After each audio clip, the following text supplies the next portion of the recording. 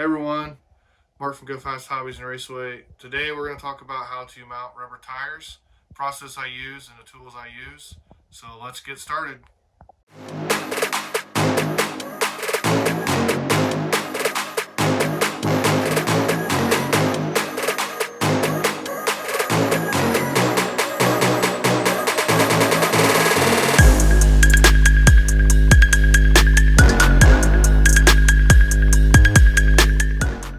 Alright, so today we're going to mount a rubber tire. I'm going to show you how I mount the rubber tire.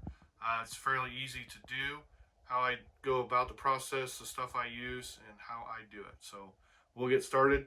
And once again, you can use this process on all these different types of tires, buggy tires. Doesn't really matter what wheel you use.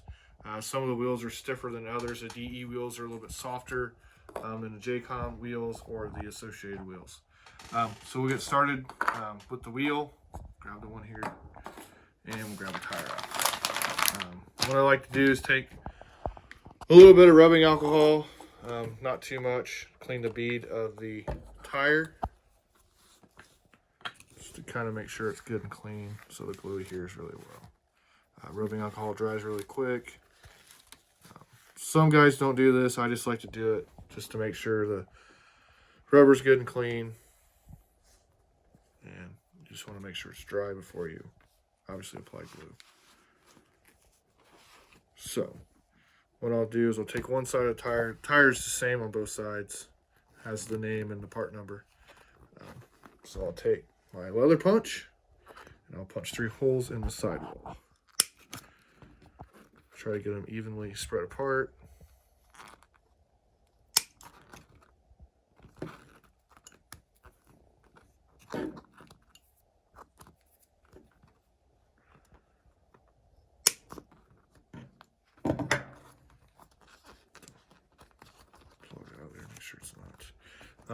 I don't do anything with the inserts. I either run them on a foam buster. I don't typically poke any holes in the insert.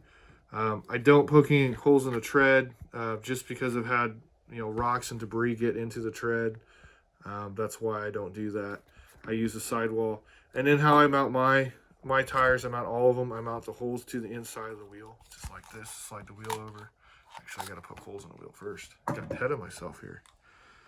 So I use a leather punch again. Kind of got to twist it a little bit.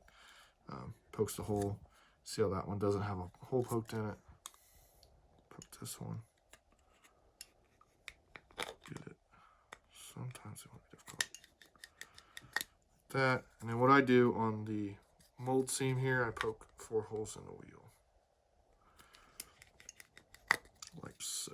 Rotate that around.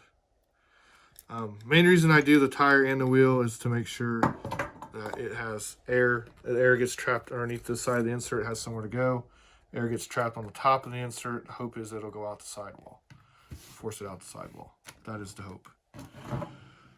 So now we're ready. We got holes poked in this. You always want to make sure you don't forget to do that, because once you glue the tire to the wheel, you can't do that.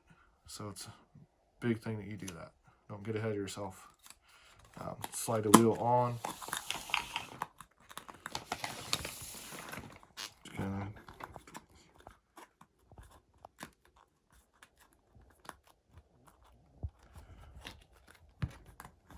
Work it around here. Make sure you got it all on the wheel.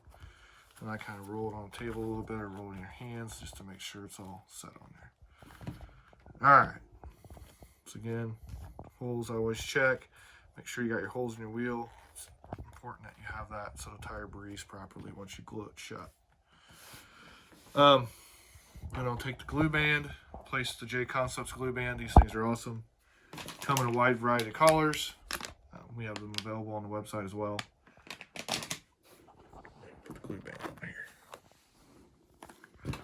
Get it about right, just a little bit off of the edge of the tire so it doesn't pop off when you pull it back. About like that. You can see just a little bit of a gap there. Then what I like to do, the glue, you can use really any type of glue. I like to use a medium glue. There's a lot of different JCon sells medium and thin. there's this XTX, Associated Sells Glue. There's a lot of different people that sell glue. I'm going to say the majority of it's all made in the same place. Comes in the same bottle. So really doesn't really kind of matter on that front. So we sell these glue bottles. That's what I call them. You can use them for oil too. Pull the cap off of it. And I'm going to use medium glue just because it's easier to work with. The thin glue can kind of run.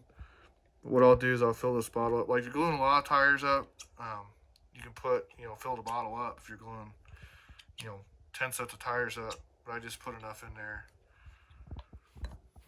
for doing this tire, which there's more than enough in there. I just like how this flows. It flows really nice. It's easy to get down into the edge of the tire here, which you'll be able to see once I start gluing this tire. So I'm going to start gluing this tire and follow along here. Just want to get a bunch of it down in there on the bead itself. You can kind of pop the bead back, get it in there on the bead. Kind of hard to see. See how the lip's right there. Get it back in there. Glue these things up.